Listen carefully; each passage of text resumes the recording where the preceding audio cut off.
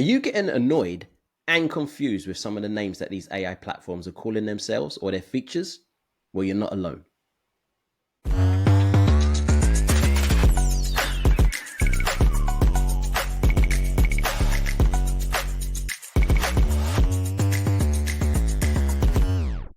Welcome to the In a Nutshell podcast with myself, Andrew Miles Davis, and my co-host, Chris Branch.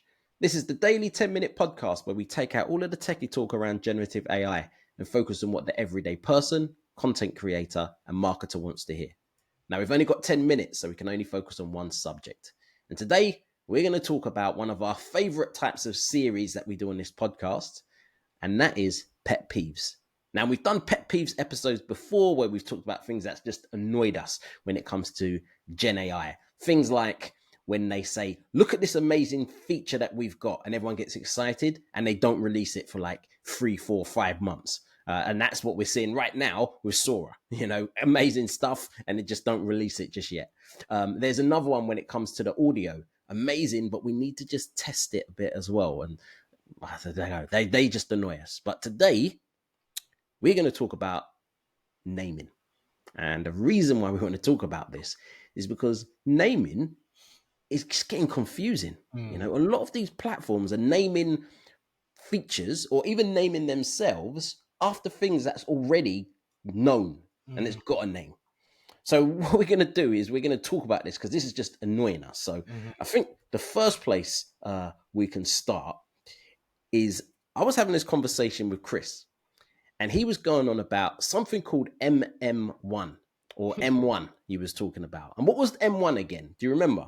Yeah, so M1 is actually a chip that Apple produces, but they also named their AI platform MM1 just to confuse everybody by adding an extra M in there. Yeah. So that wasn't confusing enough. But, the biggest one, and this is the thing that I've only come to understand recently, is everyone associates GPT with OpenAI, whereas actually that stands for General Pre-trained Transformer. So it's about the technology that it's based on and not a product at all. And so other people have built GPT things and everyone thinks they're copying OpenAI, whereas actually they're referencing the technology they're using. Yeah, and that's where things get really confusing. It's not like it's from GPT is in tech, but also GPT is in yoga. Exactly. Then it's like two completely different things. It's in tech. And going back to the Apple one, we were having conversation. We had a long conversation, and Chris kept on going on about M1 and MM1.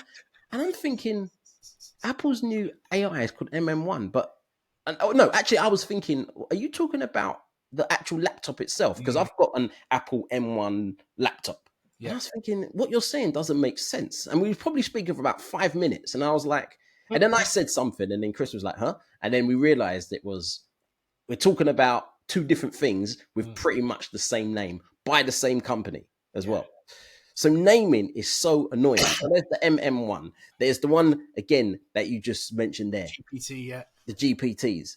Another one, and this one, I don't get it. And this is by NVIDIA. And they've created something called Groot. And it's one of their new products that they've got. And I don't know if anyone here is a friend of, is a fan of Marvel. If anyone's watched Marvel films, there's a character in the Marvel films in Guardians of the Galaxy, a tree character with the exact same name, or even if it's very, very similar.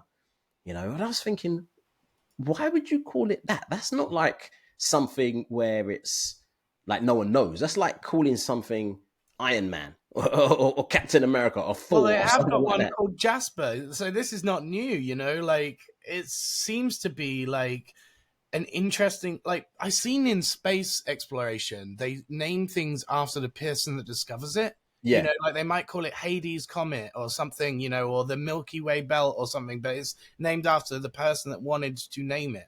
But then how it's getting to the point where they're using trademark names and characters and stuff like that, I'm not quite sure in tech products, because naming a planet like that's okay because you're not trying to monetize it. But then naming a product like that seems like a trademark infringement. Yeah, exactly. And how they get away with it, I think it's actually spelled GR00T. Oh, that's how they get away with it. So that's kind of like how they get away with it. So it's but how do you say it? It's you. I guess Groot. yeah, you won't say it like that.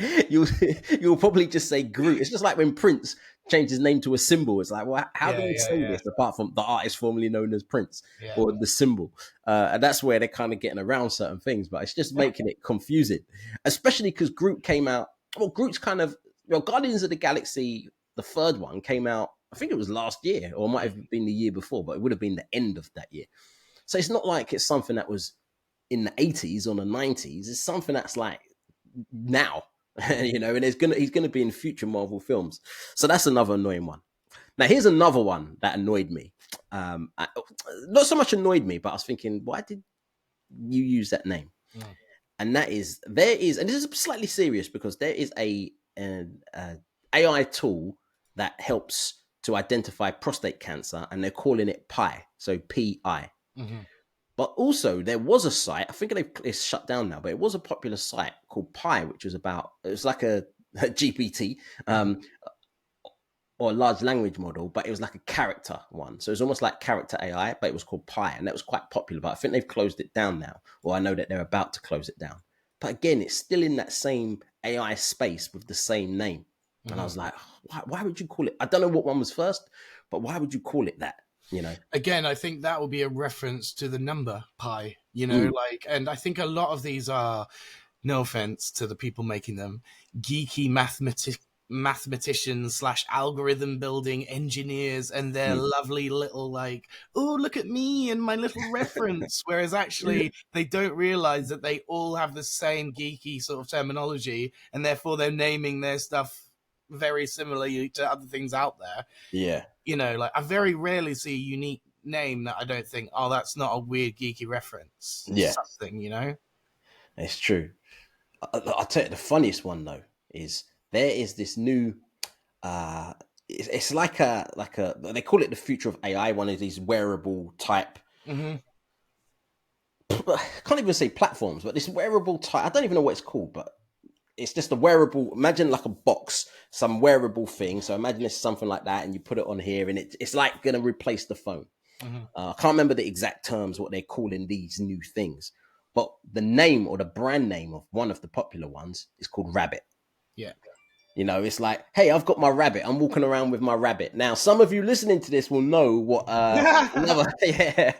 I don't know whether it be Ann Summers or something like that came up with their version of their rabbit. I know that the film Sex and the City made it popular. But again, why would you call it that?